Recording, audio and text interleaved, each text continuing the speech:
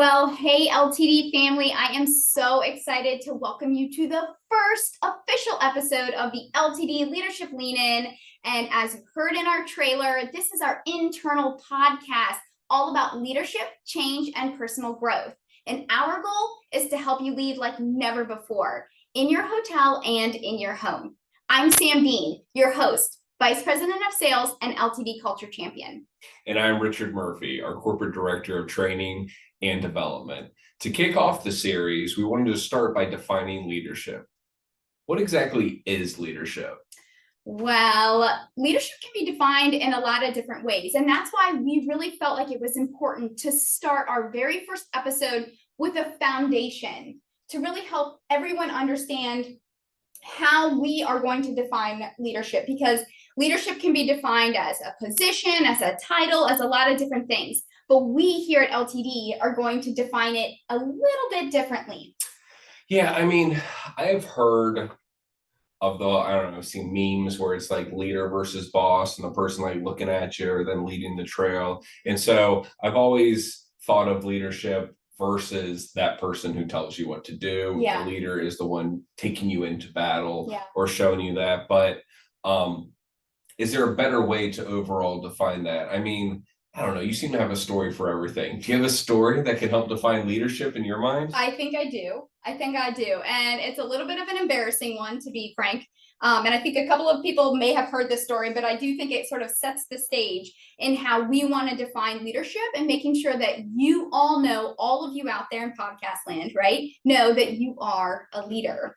And so the story really starts with a day that is kind of burned into my brain. And it is the day of my college orientation. Okay. So just to sort of set the stage here, I want you to imagine me. Okay. Little Sam, big dreams. Okay. Little Sam, big dreams. And I am going into my college orientation and everybody's getting like a folder. Okay. So you get a folder, everybody's have a little dot in the corner. And mine happens to have a little yellow dot.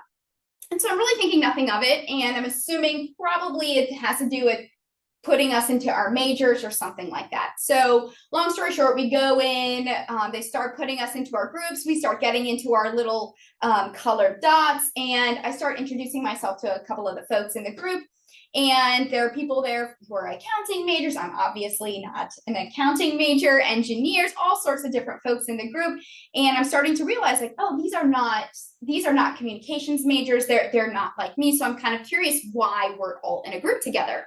Well, not too long after, a counselor came by and he started to explain to us why it was that we were all in this group. And he began to explain that as yellow dots, we were a bit special. Okay, special, a bit unique, and that we had actually been set aside or set apart from the rest of the group because we had been deemed by admissions at risk for failure. At risk for failure. So based on a series of assessments, tests, whatever it was, they had basically separated us because they figured that we would probably need a lot of assistance to make sure that we didn't flunk out. I could see you being described as at risk for failure. Yeah. Well, I got to tell you, it really shook me. And it really had a pretty profound effect on me for many, many years. And, you know, even to this day, you know, my parents will laugh about it, you know, but on that day I called home, I was crying. I thought I'm not even going to graduate college here. I had all these aspirations of really making an impact and helping people. And I thought I'm not even gonna make it through college. So who am I? You know, who am I? And if you are curious, I did manage to graduate, thankfully, but really not without my fair share of ups and downs. And, you know, again, we laugh about it to this day, and it is funny, but it really did have a pretty profound effect on me for many, many years to come. And so my question for you out there and for you, Richard, is, have you ever had a yellow dot moment in your life?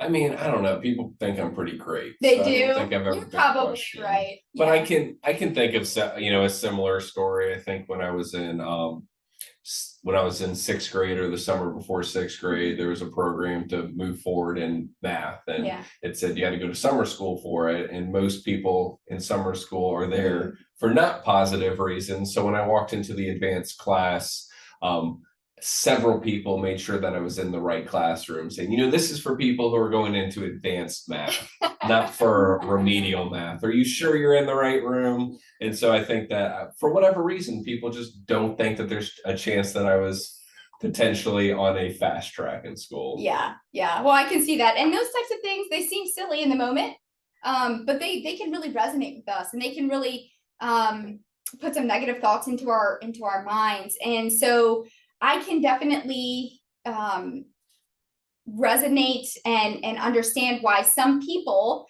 can think to themselves, right, when they're being asked to be put into a position of leadership or asked to sort of take charge of a project or whatever it might mean, right? They may be thinking, me? Right? Like, why me? Why am I in this room? Right? And I'll be honest with you, that thought certainly ran through my mind today before we even started this podcast, right? You're always sort of questioning our abilities and our abilities to make an impact, or am I really the right person for this job? But I am here to affirm to you all today that you are a leader, yellow dot or not, right?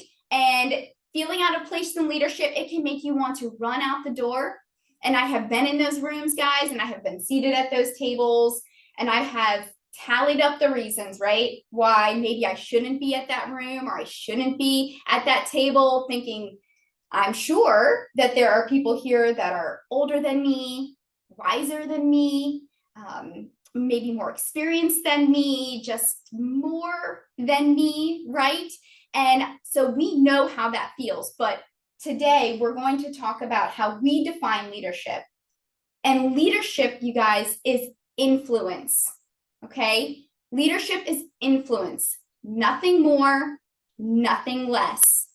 You might be leading people in an association that you're a part of, right? Or in your community. Maybe you're the coach, right, of your kids' football team or the baseball team with T-ball, right? You are leading people. Maybe you're a mother or a father or an aunt, uncle, grandparent. You are leading people, right? You are influencing their lives, and therefore you are having an impact and making leadership decisions throughout their lives. And that means, right, that you are not considering leadership as a role, and we're not considering leadership as a title. Okay. Again, it's influence. It's where we're given the privilege of having a voice, right? Of having a voice. And that means in your family and in your friendships, in your work here at LTD, right? Wherever you have a voice, and wherever you can influence perspective, you are in fact leading.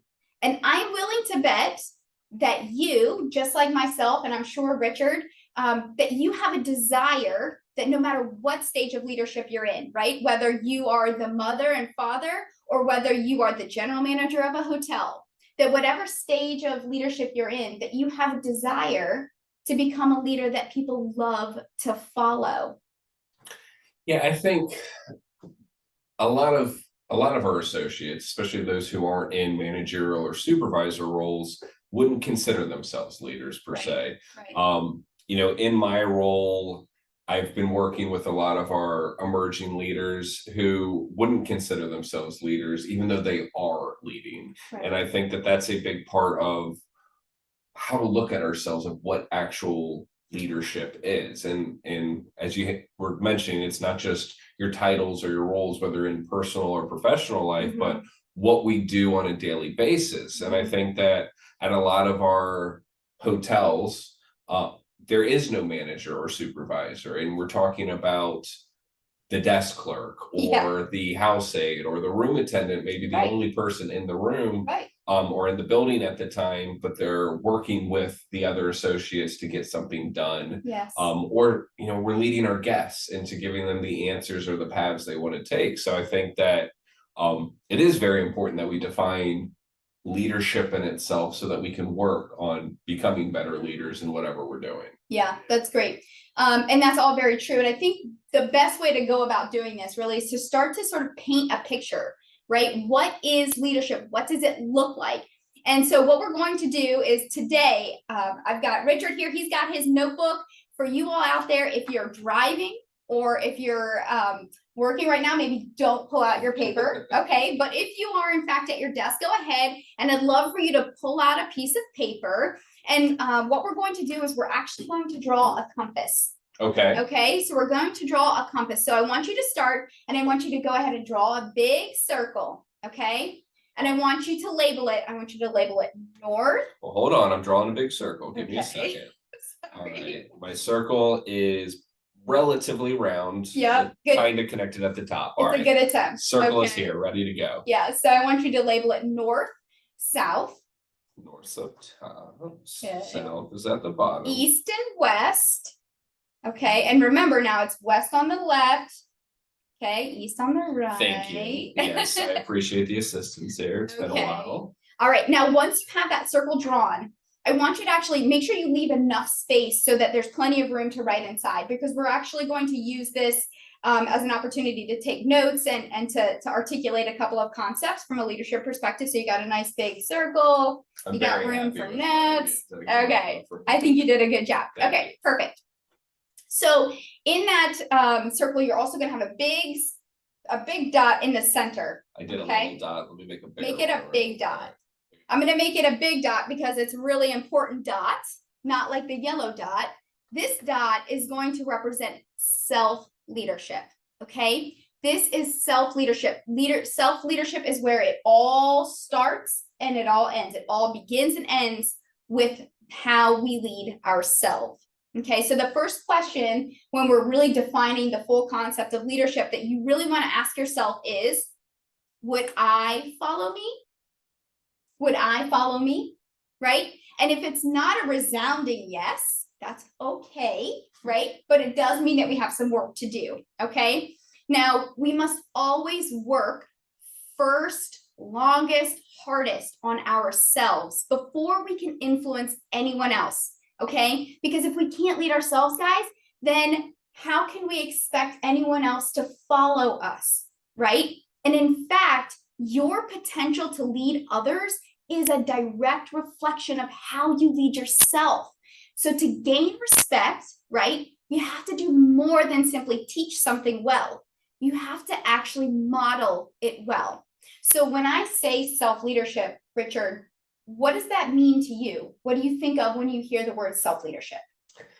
So I was thinking about that while you were talking, and self-leadership to me would be anything that I am in direct control of in making those decisions. So I decide what time I go to bed, you know, I decide what habits I take as far as, you know, my diet, what I'm eating, exercise.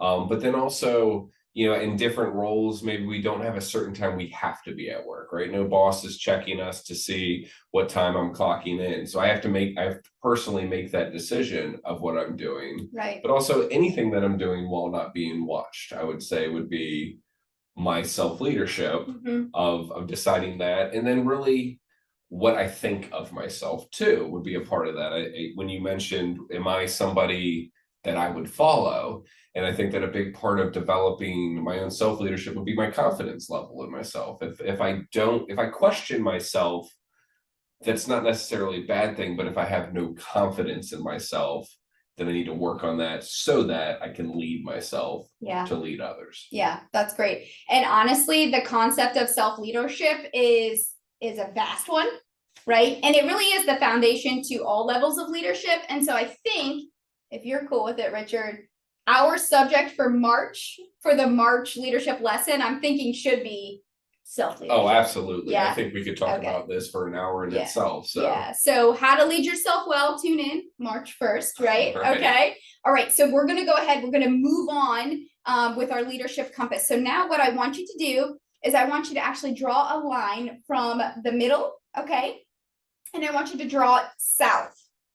So down. Down. Got Good job. Okay. So what you're going to label Sal as positional leadership. So positional leadership, guys, that's the lowest level of leadership. Okay. You might think to yourself, well, how can you say that's the lowest level of leadership? Like, I just finally got this big fancy title, right? I have a business card now and it says that I'm the boss. So how is that the lowest level of leadership? How is positional leadership the lowest level of leadership? You asking me? I am asking you, sir. So I think we were talking a little bit about this when I was talking about the boss versus the leader. Yeah. That person who relies on that boss title, because I said so, doesn't spend a lot of time explaining, they don't really have that buy-in. And I think even when, in my experience, when I'm leading a team, or if I'm the boss of the team from a positional standpoint, I have to be able to influence my team to believe in me before they're going to do it just because. And while at the end of the day, most people will listen because of my position, because I'm the boss, because they like their paychecks, they like to eat food and pay for housing and stuff like that they're going to continue their job. But if you truly want them to buy in and do it, that's really where you need to not just lead from your position, but lead from your ability. Right. Yeah. I think positional leadership, it is, there are certain components of it. It is important, right? We do have, an organizational chart for a reason. It does exist for a reason to keep some level of accountability and all of those things. They are important. And while, positional leadership might get the job done, like, are you really getting the best out of people, right? Are the people who are leading out of positional leadership, are they the ones who are going to equip a team or encourage them to go above and beyond, right? Are they the ones who are going to go above and beyond for the guest or whatever it is, right? Is that really what a positional leader is really doing? Yeah, I think positional leadership isn't, like you said, it's a lower form of leadership, but there are still times where it becomes very important. Sure. In the state of an emergency, right? Fire alarms going off. We don't really have time to discuss. It's time to get this done. You will default to positional leadership. Sam, accomplish this right now. We have to. And people realize in those moments it's not a time to question or spend time saying, hey, I think this is on fire right now. Perhaps how do you feel about putting that out? Yeah. But you're not going to get the job done full time and have full buy-in by using that all the time. Yeah, perfect. All right, awesome. Okay, so now we have the center and we have south. So now what we're going to do is we're actually going to draw a line straight across, okay? And you're going to draw the line from east to west or from west to east, whatever works for you, okay? And we're going to call this peer leadership, okay? Peer leadership. So this is a lot higher level of leadership than positional leadership. Why? Why do you ask? Well, it's because this is where people love to follow you and they want to follow you. Okay, so this is where we have opportunities to influence people who don't technically report to us, right? And they're following you and they're following your lead, not because you have a position, not because you're the one who's signing their paycheck, but because you have earned a right, or you have earned the opportunity to influence them through the way you carry yourself, right? Through a lot of different ways from a peer-to-peer perspective that we can grow in our peer leadership.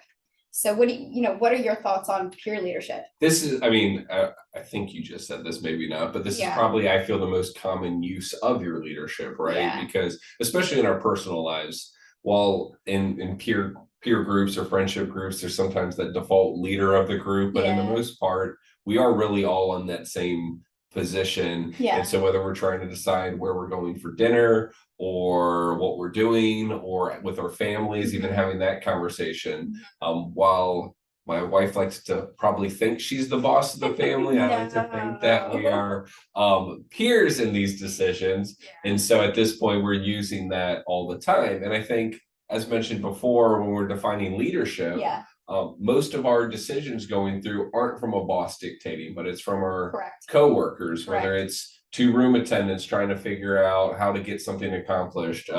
At night, a desk clerk coordinating how to fix a problem with a houseman or an engineer. In the restaurant, two servers trying to divvy up when somebody called out or got sick, how to get these tables organized. I think Yeah.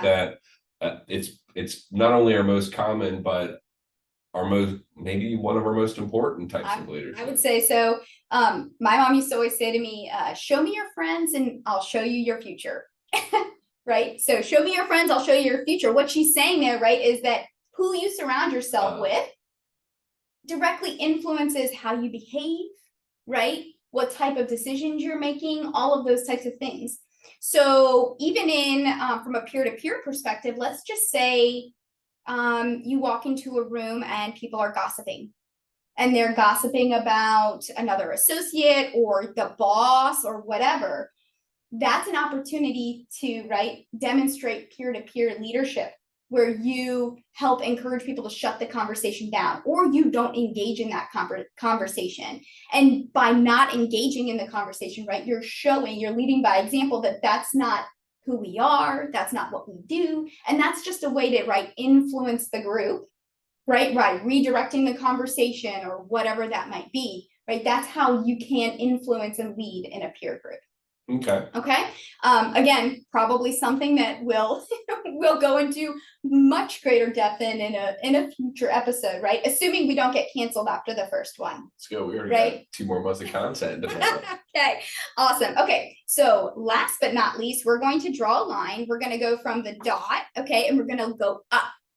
All right. To north. Completing this. Perfect. Okay. So what this is when we're drawing to north, we're going to actually label, and we're going to label that as leading up. Okay. Or maybe think of it this way, as influencing the influencer. Okay. Not like an Instagram influencer. Oh. Okay. An influencer like the boss, right? That positional leader. Okay. So this form of leadership, this leading up or influencing the influencer, is really one of the highest levels of leadership. And you might wonder, why is this a high level of leadership? Well, technically, the leader doesn't have to follow anything that you have to say, right? They don't have to be influenced by your perspectives, or right, you obviously in the field, you have a lot of perspectives, you have a lot of opinions and thoughts. And if you are someone who wants to make an impact, make a change, help things become better within your hotel, your organization, if you don't have the ability to lead up, to influence up, to manage up, then you're never going to be able to make the impact that you want. And, a lot of people are questioning, like, how do I do that, right? You have to have a proven track record, right? You have to do what you say you're going to do. You've got to be consistent. All of those things are ways that you can start to learn to, lead up or influence the influencer. Yeah. So I'm just thinking over my past when I've been in those situations where I'm in a new position, right? So either I have a new boss because I'm new to my position, or there's a change of boss and now I have a new leader myself. Yeah. And I feel like I have to prove myself and maybe say, okay, without questioning early on. Is there a way that I can use, can I use my leading the leadership ability from day one, or do I need to kind of prove myself first? That's a good question. I do think that obviously everyone comes into a role with a certain level of experience, and hopefully when your leader hired you, or when they came on board, they have at least an understanding that you do have experience to draw on to make certain suggestions or to influence some of the conversations or some of the decisions that are being made. But realistically, it takes time, right? It takes time to prove yourself, to learn people and to really understand if they are people of integrity, if they are people who do what they say they're going to do, have good intentions, all of the things. And so there's really a lot of different ways, some things to think on, right? Like, how do I learn to lead up? What can I be doing? Well, first of all, it starts with yourself, right? So we're gonna go full circle here, right? So why would a leader be influenced by someone who's on their team, right? It's because that person leads themselves well, right? It's because that person leads themselves well. That is always the foundation. And that will really help the leader understand, right, that they can trust the opinions, the thoughts, the suggestions, right, of that person. You know, it makes me think of, do you know what curling is? I do. Where So, this thing? So Okay. the little where you throw the rock on the ice and you got to move it, right? Yeah. And I was just thinking, like, I've thought that before when I'm trying to convince somebody of something Mhm. that they may not want to listen to me or they don't have to listen to me. So my boss per se, or somebody who's important, where you can't tell them, hey Sam, this is the way we should do it, right? I can't just grab this stone that's being thrown on the ice and push it in a different direction. That's against the rules and I'll get kicked out, right? But as this rock has been thrown, I sweep the ice to make it go slower or faster in a certain direction, so that ultimately, in this weird analogy that I'm making up on the spot, is that the rock is the person I'm influencing. Sure. And so instead of pushing you in the direction, I'm trying to make you feel like you've made the decision yourself. Sure. And so, I mean, influence is the perfect word for it, right? I haven't told you, hey, your decision is wrong, but I might question, or question for the sake of, well, if we do it this way, I'm worried this may come out of it, or what concerns do you think you could have? Right. And so when I'm influencing the decision to be made that I want to be made, I'm almost convincing you that it's your own idea. Sure.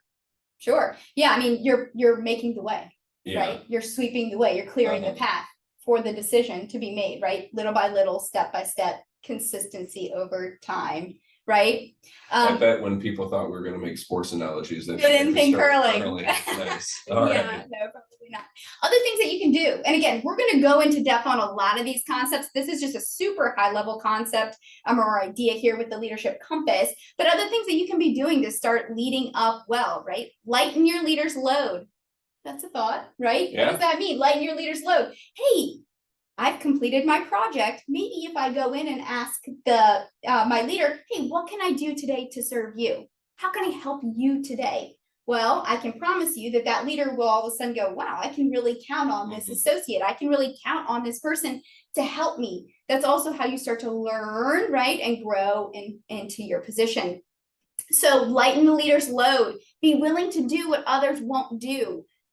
Another way, another example, right? Where you can start to lead and influence the decision maker. Be prepared.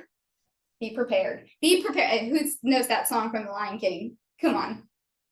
For the Be prepared. Yes, everybody knows that song. It's my favorite song from The Lion King. Anyway, be prepared every time you take your leader's time. Time is our most valuable commodity. It's super important. And so one way that you can be sure to really influence the influencer is to make sure you're optimizing their time. So if you ask for 5 minutes of their time, then you had better come prepared, right? So again, these are just ways that you can make sure you get your point across and really start to learn how to lead up. These are just a couple of examples.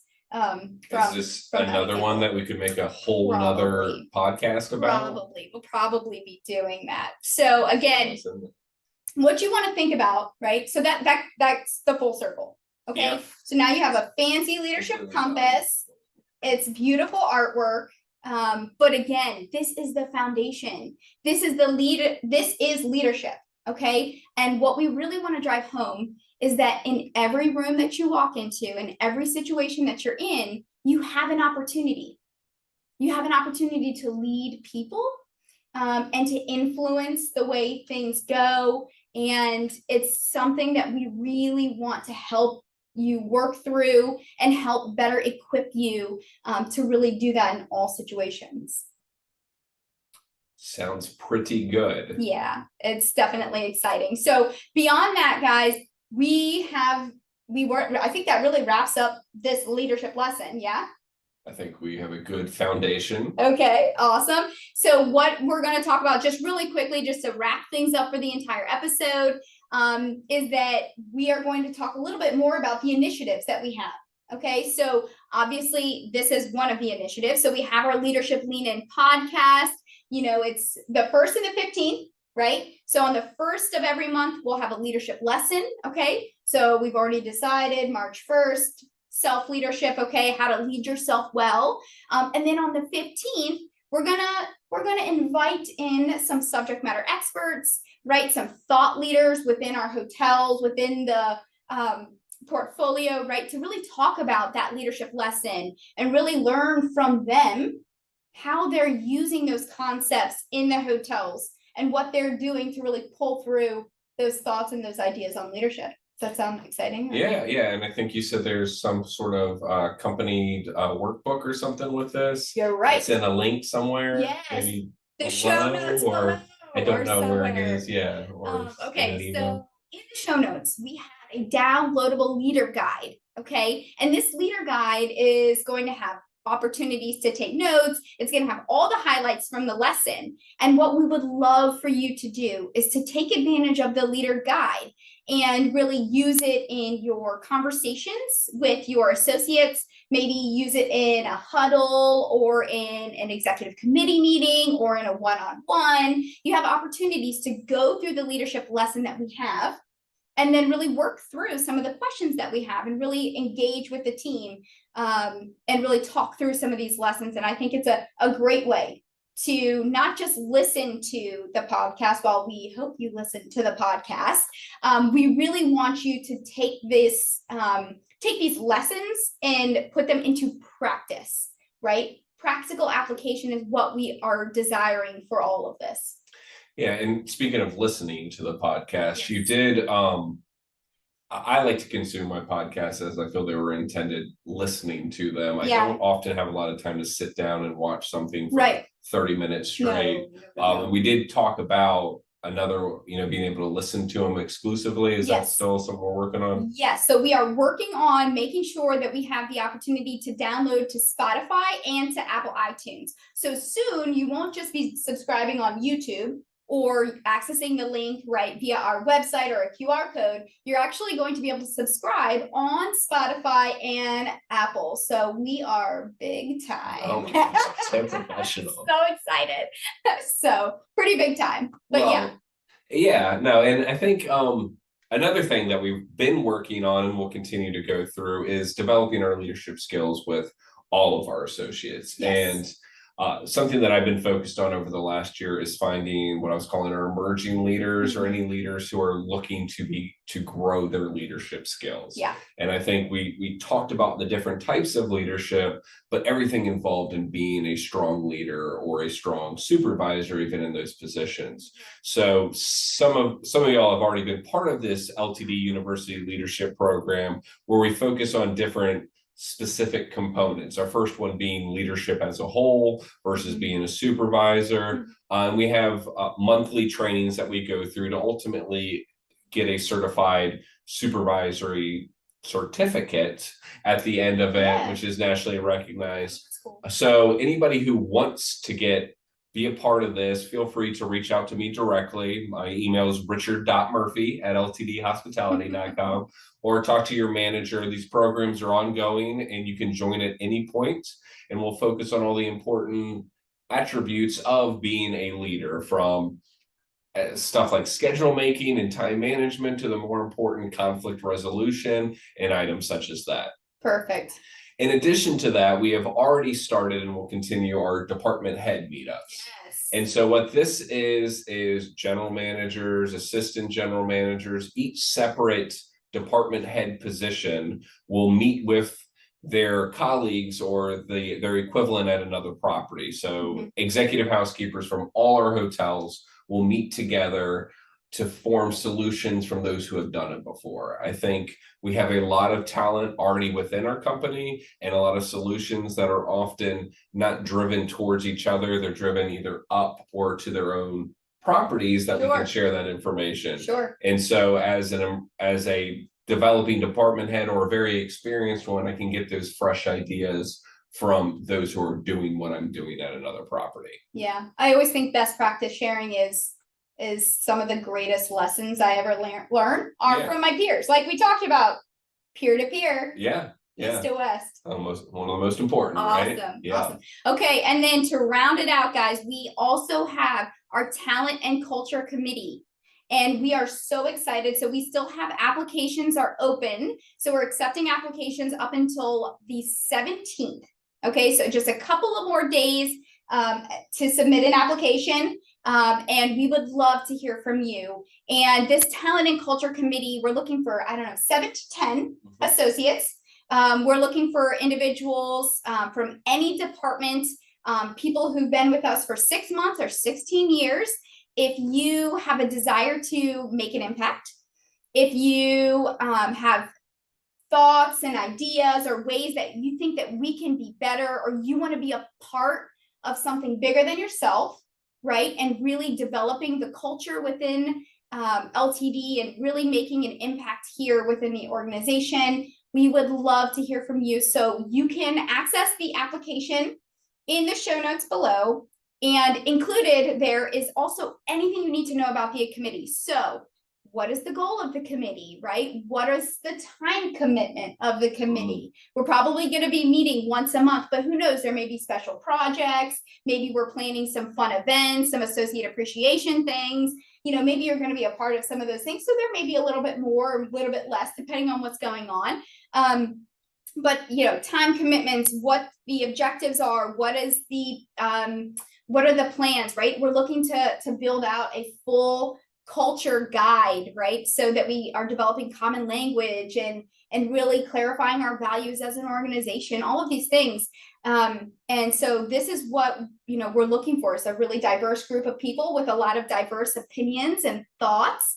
And we're hoping that one of you will step up and submit an application. So yeah, and if I think that we'll have a lot of people who may not want to join, but they may know people who would want to join. So if I was looking to recommend or help you find these people, what kind of person are you looking for this? I am looking for somebody who leads by example, who really has a heart for people, who wants to help make an impact and really help our organization become a place that people love to work. That's really the goal here. We want to be a place that people love to work. We want to create an environment and a healthy culture where people feel welcome and loved and valued. And we want all of your input on how we can be doing that better. And this is really what the goal of the committee is, right? Is to help advise and bring to the table ideas and thoughts and different concepts, right, that we could be doing. And so that's really what we're looking for, is someone who is willing to bring their ideas to the forefront. And again, we're looking for someone who loves this organization, right, and who has a desire to see it grow. But that doesn't necessarily mean that they agree with everything we do, right? Yeah. Maybe they have some opinions, and that's okay. That's what we're looking for, right? As long as you have a heart for the organization and you have a desire to see it become better, that's really ultimately who we're looking for. Yeah. And again, it doesn't have to be if you've only been here for 9 months, a year, and you're like, hey, I came from a different company. I really love the path that we're on, but I think I have some really interesting ideas that I'd love to bring to the table. Don't hesitate, submit your application, because we want to hear from you. Yeah, because part of being better is being willing to change, right? Yes. Yeah. Okay. Yeah. Okay. Well, that's it. Yeah. That's all I got. got To say. Okay. Well, we hope that you enjoyed this episode. We hope that it brought you value and that you learned something today. We hope that you will join us on March 1st for our next episode on self-leadership, right? How to lead yourself well, really building that foundation. So we're going to go ahead and let's lean in and get better together.